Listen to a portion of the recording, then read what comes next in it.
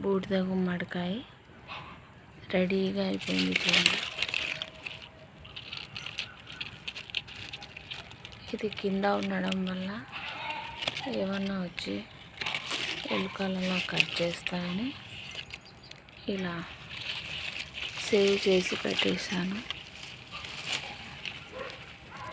చూడండి,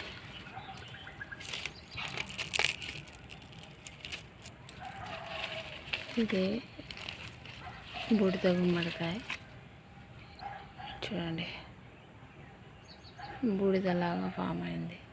ఇప్పుడు ఇంకా ఇది రెడీ అయింది. ఏమంటే ముందుగా వచ్చిన బూడిద గుమ్మడికాయ ఇదే కాబట్టి నేను సీడ్స్ కోసం, సీడ్స్ బాగుంటాయని వదిలేసుకున్నాను. ఇలానే దీన్ని ఇలానే వదిలేస్తే మనకి సీడ్స్ మళ్ళీ బలంగా బాగుంటాయి. ఇవి ఆకులు ఇలా ఉంటాయి.